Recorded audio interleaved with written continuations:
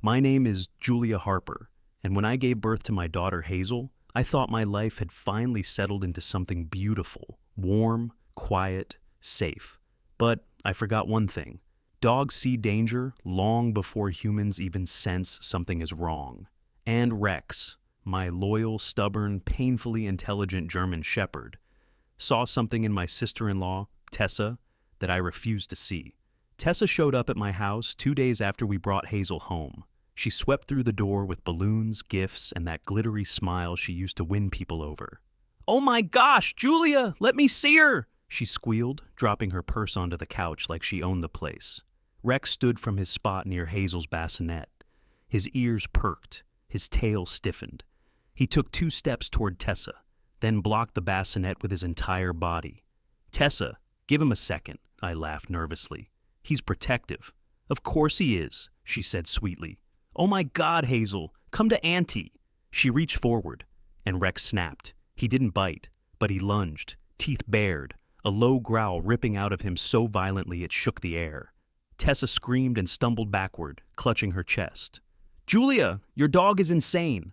"Rex," I shouted, "stop." But he didn't. He kept growling, not at her feet, not at her hands, at her purse. He never took his eyes off it. Tessa huffed dramatically. "You need to put that animal outside. What if he hurts the baby?" But deep inside, something crawled under my skin. Rex had only reacted like this once in his life, when a repairman tried to steal from our garage, and now he was reacting that same way. To Tessa. I forced a smile. "He's just adjusting. He'll calm down. Let me hold Hazel, then I'll hand her to you." Tessa's smile twitched. "No, I want to hold her now." She stepped forward. Rex blocked her again, this time more violently. Shoving her back with his shoulder, she gasped. "What the hell is wrong with him?" Rex growled so deeply I felt it in my sternum. "Okay," I said, heart racing. "Maybe not today." Tessa stared at me, not upset, not hurt. Something else. A flicker of irritation, of impatience. Then she faked a laugh. "Fine, if he wants to play guard dog, whatever. I just came to see my niece." But as she bent down to pick up her purse, Rex lunged at it again. He rammed into it, hard. The purse flew open, and something slid across the floor. A small bottle, opaque, amber, unlabeled, like the kind pharmacies use for strong medication. Tessa froze. I froze. Rex growled, stepping between the bottle and Hazel's bassinet like it was a live grenade. Tessa dove for it. "It's nothing," she snapped, but she was too late. I picked it up first. "What is this?" It's just vitamins?" "Then why is it unmarked?" She swallowed. "Oh, for God's sake, Julia, it's my business." Her tone turned sharp, aggressive, not sweet anymore, not bubbly, real. Rex snarled. "You brought a bottle of medication into my house," I whispered. "Why?" Tessa glared at me. "Don't you dare judge me. You have no idea what I'm dealing with." Then she grabbed the bottle from my hand, stuffed it back into her purse, and stormed toward the door. "I came to help you, Julia. I came to meet my niece. But if you're gonna sick your dog on me..." I stood frozen as she slammed the door behind her. Rex sat by Hazel's bassinet again, breathing heavily, still shaking slightly, protecting her, guarding her, knowing something I didn't. I picked up Hazel and held her close. "What did you smell, boy?" I whispered into Rex's fur. He whined softly, sad, worried, and suddenly I realized he wasn't afraid Tessa would drop Hazel. He was afraid of what she brought with her. Something inside that purse, something dangerous, something she didn't want me to see. And Rex.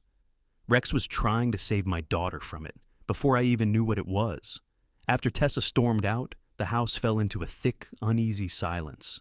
Rex paced the living room, slow, deliberate, nose low to the floor, following an invisible trail only he could smell. I held Hazel tighter, my heart pounding beneath her tiny head. "What did she bring in here, Rex?" I whispered. He sniffed the carpet near where the bottle had landed. Then he growled, not loudly, but with certainty. A warning, a promise, a fear. I set Hazel gently in her bassinet and crouched beside him. There was no spill, no residue, no scent I could detect.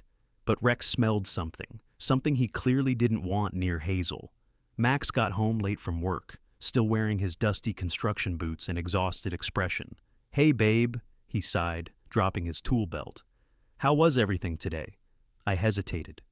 "Your sister came over." His eyebrows lifted. "Oh, God, what did she do now? Critique the diaper brand? Tell you how she would have done the nursery?" "It was worse," I said quietly. "Much worse." Max sat down. "What happened?" I told him everything. Rex blocking her, her reaction, the bottle, the unmarked medication. Max pinched the bridge of his nose. "Jules, she's a mess right now. She's been in and out of jobs, she's stressed, and yes, she's on some meds." "That's not some meds, Max. That's a bottle with the label ripped off." He exhaled loudly. "She probably just didn't want you judging her for taking anxiety pills or something. Sometimes she overdoes it." "Rex didn't react to her, Max. He reacted to what she brought." Max shook his head. "He's protective, maybe too protective." I swallowed hard. He's never done this before. Max didn't answer. He didn't believe me, just like Max in Keach Band 15, just like husbands in half the Rex stories. I didn't blame him completely, but the disappointment still stung. I woke to the sound of Rex barking sharply. Not his normal mailman bark, his alarm bark. The bark that meant someone was where they shouldn't be. I rushed downstairs with Hazel in my arms.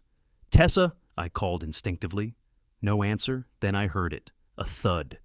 From the laundry room, Rex sprinted ahead, barking violently. I followed and froze. The back door was cracked open. Cold air seeped in. Someone had been here, recently. Rex sniffed the floor, growling harder. He pushed past me and charged into the backyard. I grabbed my phone, adrenaline flooding my veins. "Max," I whispered into the call. "Someone opened our back door." "What? Who?" "I don't know, Rex is going crazy." I stepped onto the porch just in time to see Rex sprinting toward the gate, and someone, a figure in a hoodie, running away. Max's voice sharpened. "Go inside. Lock the door. Now." I slammed the door shut. Rex barked at the gate, but the person was already gone. My hands shook as I walked into the kitchen, and that's when I saw it, on the counter, placed neatly beside the fruit bowl, a plastic spoon, pink residue on it, the same color as the vitamins from Tessa's bottle. My heartbeat stopped. "No," I whispered. Rex raced back inside, barking at the counter, at the spoon, at the spot where the residue was. He was losing his mind. He was terrified. I checked Hazel, eyes bright, cheeks soft, breathing fine. Thank God. But someone had tried to feed her something, something they left behind, something toxic, something that looked like what Tessa had tried to give her yesterday. Max's voice snapped through the phone. "I'm on my way. Don't open the door for anyone." I hung up and picked up the spoon with a tissue. Rex followed me, whining, circling Hazel, nudging her bassinet, checking her over and over, as if reassuring himself she was okay. As if she'd been the target. Someone had come into my house. Someone had tried to feed my newborn something. Someone who brought the same pink substance Tessa carried. My stomach twisted violently. "Oh my God," I whispered the thought out loud. Rex wasn't protecting Hazel from Tessa holding her. I swallowed. He was protecting her from what Tessa wanted to give her. Rex whined and pressed his forehead into my leg, like he was saying, "You finally understand?" But there was still something missing. Something Rex knew that I didn't. Something darker. And the truth would break my family in half. The pink residue on the spoon haunted me. It sat on the counter like a threat. Small, silent, deadly. Rex couldn't stop pacing. He circled Hazel's bassinet, sniffing her blanket, then turning back to the spoon with a growl that was low and trembling. My mind spiraled. Tessa came back? She snuck into my house? She tried to feed Hazel something? It sounded insane, but not to Rex. He knew. He always knew. Max burst through the front door minutes later. "Julia, where are you?" "In the kitchen," I whispered. He ran to me panting. "What happened? Where's Hazel?" "She's fine." I pointed to her bassinet. Rex sat beside it, chest puffed, refusing to move. He looked like a soldier guarding a queen. Max exhaled shakily. "Jesus, you scared me." I picked up the spoon with a tissue. "Someone was in the house." Max froze. "What?" "They left this." I held it up. The same pink substance Tessa tried to feed her yesterday. His jaw tensed. That doesn't mean it was her. Max, I said, voice shaking. She came to our house yesterday with an unmarked medication bottle. Today someone enters through the back door and leaves a spoon with her. Whatever that was. On our counter. Max rubbed his forehead. That spoon could have been from a friend, a neighbor. No one else knew the door code except your family, I snapped. He opened his mouth to argue, but Rex chose that moment to drag Tessa's purse out from under the coat rack. I gasped. What is that? Max blinked. That's Tessa's. Rex barked and shoved his nose into it, frantic, until he pulled out the same amber bottle, the one she tried to hide. Max's face drained of color. How did that get inside? He whispered. I stared at him. How do you think? Before he could answer, Rex grabbed the bottle in his mouth, trotted across the room, and dropped it at the back door. Then he scratched the floor. Right where muddy footprints faded into the tiles. Right where someone had stood. Max's face tightened. That's a size 6 shoe, I said quietly. Tessa is a size 6. He swallowed. Rex growled again, louder, more urgent. Then he barked toward the hallway. We followed him. He led us. Not to the front door, not to the kitchen, but to Hazel's nursery. My blood turned to ice. On the changing table, a second pink-stained spoon. Max staggered backward. No, he whispered. No, no, no! Rex barked and shoved his body between the spoon and Hazel's crib. Max, I cried, voice cracking. She tried again. She tried to feed our baby something toxic. But why? He choked. She loves Hazel. Rex barked violently at Max, not to threaten him, but to stop him from denying reality. The dog was done with excuses. Max collapsed onto the rocking chair, burying his face in his hands. Julia, you don't know everything about Tessa? I stared at him. What do you mean? He hesitated. Before Hazel was born, Tessa had a breakdown. My heart stilled. What kind of breakdown? She tried to take someone else's baby. My lungs locked. What? Not to hurt them, Max said quickly. She held the baby and wouldn't give her back. She insisted the child was hers. My hands trembled. She thought it was her baby? Max nodded slowly. She was diagnosed with post-psychotic depression. She refused treatment. She said she was better. She wasn't. Oh my God. And when Hazel was born, Max whispered, she told me Hazel looked like the baby she lost. Pieces clicked together. The obsession, the unmarked bottle, the attempt to feed Hazel, the break-in. My blood turned cold. Max, she wasn't trying to hurt Hazel. He nodded. She was trying to take her. Rex growled, confirming it. Max's voice cracked. She thinks Hazel is her child. I covered my mouth. And if a mother wants her child, Max whispered shakily, she'll do anything. I shook my head violently. No, she wouldn't. But Rex suddenly emitted a sound I had never heard, a deep, guttural, primal roar. He wasn't looking at us. He was looking at the front hallway. Then, ding-dong, the doorbell. My heart stopped. Rex bolted forward. Max lunged to block the door. Julia, he whispered, take Hazel, now. I picked her up, pressing her tightly to my chest. The doorbell rang again, longer, more insistent. Then a voice, sweet, cheerful, terrifying. Julia! It's me! You left something at my house. Tessa. Rex snarled so violently I thought he would break the door down himself. Tessa knocked again, harder. Open up! Hazel needs me! Max's face went white. He mouthed, call 911. Rex stood ready, shoulders stiff, teeth bared, more savage than I had ever seen him, because he knew. If that door opened, if Tessa crossed that threshold, if she reached Hazel, the story wouldn't end with just a spoon, and Rex would die before letting that happen. The doorbell rang again. Not gentle, not neighborly, hard, sharp, rapid. Tessa wanted in. Rex's snarl became a terrifying rumble. So deep the hardwood floor vibrated. He positioned his entire body between me, Hazel, and the front door. Shoulders arched like a wolf preparing to strike. Max pressed his back against the door, both palms braced. "Tessa, go home," he shouted. "You need help." Her voice sliced through the wood. "Let me in, Max. I know my baby is in there." My heart dropped. She didn't even pretend anymore. Hazel whimpered in my arms as if she sensed the danger. Rex whipped around and licked Hazel's tiny head once, fast, protective, before turning back toward the hallway, ready to defend. I dialed 911 with shaking fingers. 911, what's your emergency? My sister-in-law is trying to break into my house. She's delusional. She thinks my baby is hers. Please hurry. My dog is blocking the door, but behind Max, the doorknob turned. Tessa giggled, a high, chilling sound. "Why'd you lock the door? I just want to hold her." Max yelled, "Tessa, stop before you get yourself arrested." But she didn't stop. The knob rattled harder, then a loud crack as she rammed her shoulder into the door. Rex went wild. He launched his body against the door, slamming it harder than any dog should have been able to. A warning, a threat, a promise. But Tessa screamed back, furious. "Move, Rex! She's mine! She was always mine!" My blood froze. "Max," I whispered, "she's not going to stop."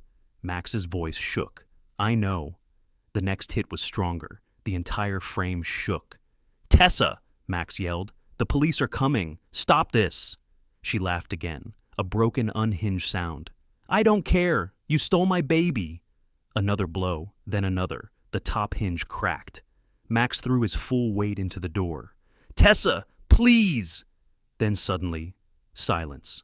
Max pressed his ear to the wood. "Tessa?"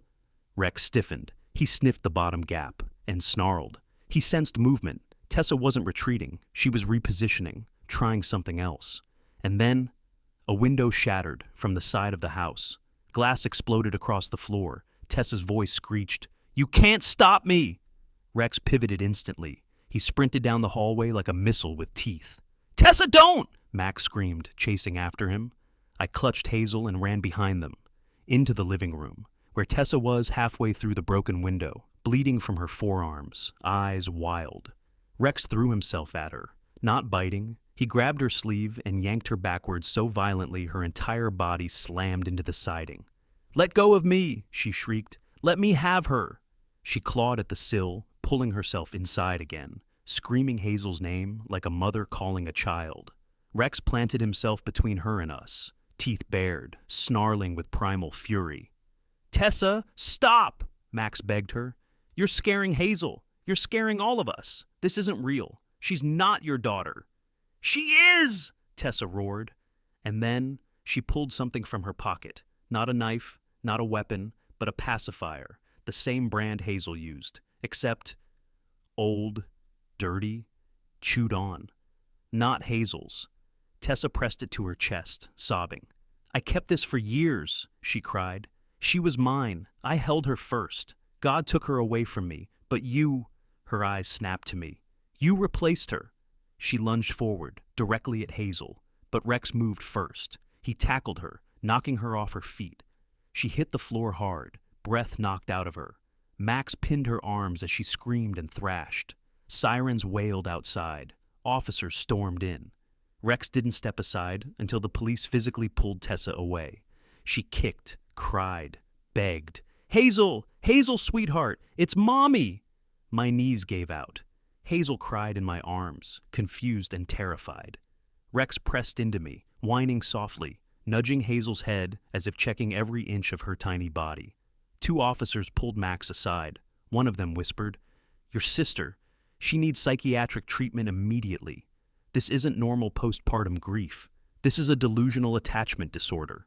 Another officer addressed me gently. "She's been escalating for months. We found a file in her bedroom, photos of Hazel, notes. She's been watching your routine, your feeding schedule, your doctor appointments." My heart stopped. "She planned this?" I whispered. Rex whined and placed his paw on my knee. Yes, he'd known. He'd tried to tell me from the very first moment she touched the door. The officer continued. "She believes Hazel is her biological child, a child she miscarried years ago. She redirected that grief onto your baby." Tears streamed down my face. Max broke down in silent sobs beside me. "I didn't know," he whispered. I didn't know it was this bad. I held Hazel close, shaking, burying my face in her hair. Rex sat tall beside me, guarding, watching the officers escort Tessa away. He didn't snarl, he didn't bark, he simply watched, as if making sure. This was the last time she would ever come near Hazel. Tessa entered psychiatric treatment. Max visited her, but she didn't ask for me. She never mentioned Hazel again.